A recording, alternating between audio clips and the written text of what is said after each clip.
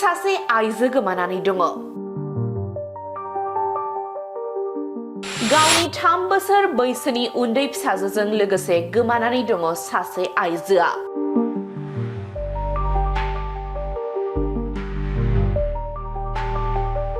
नंगौ, गसाइगाव महकुमानि सिङाव थानाय 1 नं जारागुरिनि आलमादार ईश्वारीनि बिसि रीना मुसाहारिया गावनि 3 बोसोर बैसोनि उन्दै फिसाजोखौ लानानै खारखुमानानै दङ। नखरनि सुबुङा फोरमायदों थांनाय 31 जानुवारि खालि गावनि फिसाजोखौ लानानै गसाइगावआव गावनि बिब' लोमजानायखौ नायनो होननानै न'निफ्राय ओंखारलांदोंमोन रीना मुसाहारिया। थांनाय जानुवारि 31 थारिखआव फुंनि समाव आंनि बिहामजो फिसौ आंनि गामिनिफ्राय अर्थात 1 नम्बर जारागुरि बिब' लोमजानायखौ नायनो होननानै थांदोंमोन बिहामजोआ। गावनि बिब'खौहाय नायनो होननानै गसाइगावआवहाय ओंखारलांदोंमोननो फुङावनो। दा ओमफ्राय जा थांदों बिनिफ्रायनो गैया, बिब'निसिमबो सौहैयाखै, न'आवबो सौहैयाखै। नाथाय बिब'नि न'सिम सौहैयाखै रीना मुसाहारिया। नखरनि सुबुंफोरा रीना मुसाहारि आरो फिसाजो उन्दै हिनजावसाखौ गोबां नागिरसेयावबो मोनाखै, जायनि जाहोनाव दुखुथिया नखरनि सुबुंफोरा हालाय हाफाय जानांगासिनो दङ। दायो रीना मुसाहारि आरो उन्दै हिनजावसा गोमानाय जाथायखौ लानानै श्रीरामपुर थानायाव FIR होबाय नखरनि सोद्रोमाफोरा। मख'नो गोनांदि राहा गोथे जानांनाय नखरनि सुबुंफोरा रीना मुसाहारि आरो उन्दै हिनजावसाखौ नागिरनायाव रायजो राजानि मदद हास्थायदों।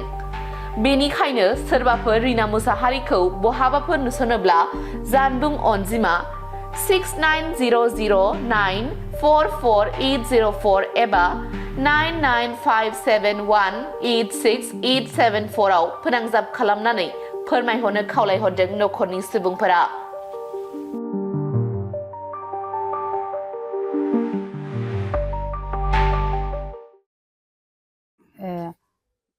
थांनाय जानुवारि 31 थारिखआव आंनि बिहामजो फिसौ बिब' लोमजानायखौ नायनो होननानै थांदोंमोन बिहामजोआ।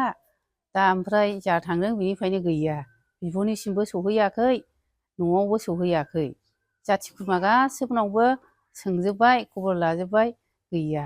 थानायावबो एप्लाइ हैबाय सुनिबार खालि, ओमफ्राय दा बिसोरबो जेबो रिपर्टखौनो होनो हायाखै। दा बबे जायगायाव दङ जोङो मिथिया। दा सोरबाफोर नुयोला अननानै खिथाहरदो, न'खराव बिराद सिरियास जाबाय फिसौ गोमानायनि, बिहामजो गोमानायनि।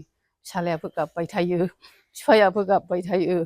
दा नुयोब्ला अननानै खिथाहरदो। आंनि बुंनाया बेनोसै।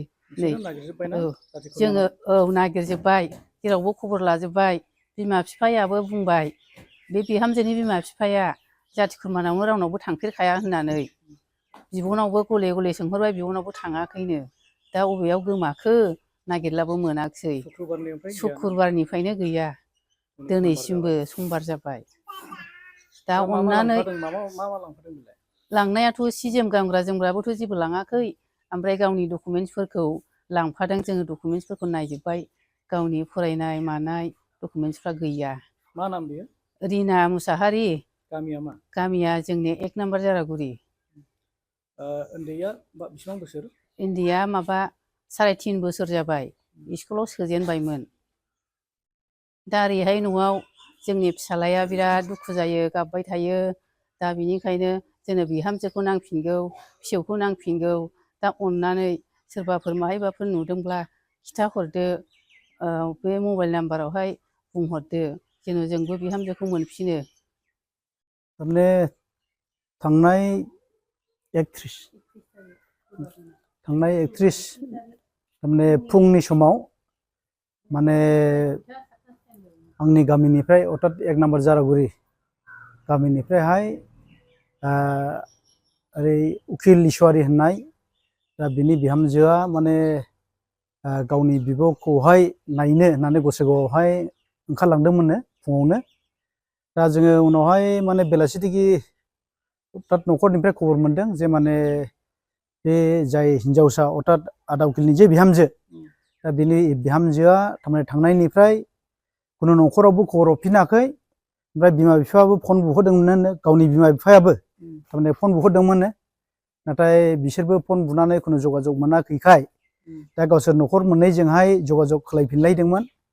दा जगाजग जेबो मोनैखाय जोङो थांनाय माने 1 तारिख सुनिबार 1 तारिख जाबाय ना 1 तारिखआवहाय जों थांनानै मोनसे थानावहाय एफआइआर हैनाय जादों दा थानानिफ्राय दिनैसिम जेबो जोंनिसिम रिपर्ट हरनो हाथ'वाखै मा जानानै दं मानसिया बा बबाव दङ बेनि खुनु थं अर्थात बेनि खुनु माने दाबोनो जोंनिसिम बिथं भाबै खुनु रिपर्ट हरनो हायाखै दा जोङो आङो सासे बे गामिनि गावबुरा हिसाबै आङो खावलायनो लुबैदों जुदि बिहामजोफ्रा आंबो बिहामजोआनो जाहैखायो नालाय सोमोन्दोआव बिहामजोफ्रा जुदि न'खरफ्राव माबा मोनसे गाज्रि मोनलायनानै फिसाइफोरजों बा बिहावफोरजों जुदि गाज्रि मोनलायनानै जुदि बबावबा एरायनानै दङब्ला आं लुबैदों जाहैबाय जिहेतु गथ' गोरलै दङ आरो बिसोरो दासो संसार जाफुदों दा बेखायनो जेन' न'आवहाय गावनि न'आव फैफिनो गिदिंनानै आरो जाय सोरबाफ्रा जुदि बे बिहामजोफोरखौ जुदि नुदोंब्ला अननानै बिसोरबो बे न'खरसिम माने खबरखौ हरगोन होननानै आसा खालामदों आरो लोगोसे नैबे ससियेल मिडियानि गेजेरजों आं साफ्रोमबो नायगिरिफोरखौबो खावलायगोन जुदि जेरावखि नुवा मानो अननानै जेन' बे बिहामजोखौहाय बे न'सिम थांनायनि बेबस्थाखौ खालामो बा बे बिहामजोखौहाय खबरफोर मोनोला फनफोरनि गेजेरजोंहाय खोन्थाहरफिनो आं बेखौनो आसा खालामदों नोंथाङा रेलवे आसाम पुलिस बेंक टेट बायदि सरकारि साख्रि मावनो गोसो दं नामा एबा नोंथाङा बेफोर बायदि साख्रिनि थाखाय थियारि खालामगासिनो दं नामा नोंथाङा railway Assam police banking SSC Assam direct recruitment TET बायदिनि आनजादखौ खनले होदोंब्लाबो जाफुंसारनायखौ मोननो हायाखै नामा जुदि नोंथाङा railway Assam police banking SSC Assam direct recruitment TET cum recruitment आनजादनि थाखाय थियारि खालामगासिनो दङब्ला नोंथांनि थाखाय लानानै फैदों मोनसे मोजां रादाब लास्ट ईयर से प्रिपरेशन स्टार्ट किया बट कोचिंग ज्वाइन करने के बाद ही मेरा एग्जाम क्लियर हुआ तो मेरा इस साल 3 एग्जाम का प्री क्लियर हुआ सीएचएसएल का प्री क्लियर हुआ फिर आईपीएस पीओ का मेरा प्री क्लियर हुआ है और सीजीएल का भी मेरा प्री क्लियर हुआ है तो अभी मैं मेंस का प्रिपरेशन कर रहा हूँ क'क्राझार सहरनि RNB road ward number 6 Sai Baba Mandir एबा एयारटेल अफिसनि साखाथियाव दङ आईबीटी कोचिं इन्स्टिट्यूटआ आईबीटी कोचिं इन्स्टिट्यूटआव banking SSC railways defence TET आरो गुबुन सरकारि साख्रिफोरनि आनजादनि कोचिं होनाय जायो आरो बेनि मुं थिसननाया दासान्दि सोलिगासिनो दङ आं नाजाथाय मेथ्सफोराव उइकफोर ओमफ्राय दा बाहायनाया एसे गोख्रों जाबाय आरो बाहाय सीए क्लासबो जायो माने सामफ्राम कारेन्ट एफेयारफोर जानाय माला मा जानाय जिउ मा जानाय बेखौ मोनगोन ओमफ्राय रिजनिंफोर इंग्लिश क्लास जाजोबो गासिबो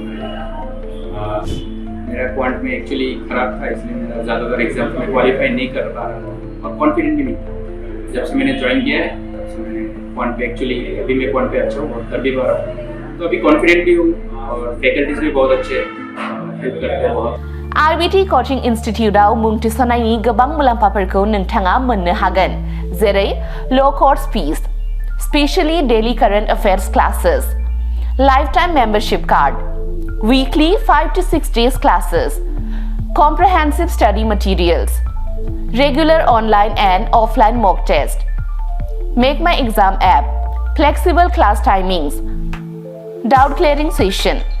बेफोर गासै सुबिदाफोरखौ नोंथाङा आईबीटी कोचिं इन्स्टिट्यूटआव मोननो हागोन अब्ला थाबैनो मुं थिसनदो आबुङै मिथिनो थाखाय 9387277188 एबा 9101325849 आव सोलोंनो हागोन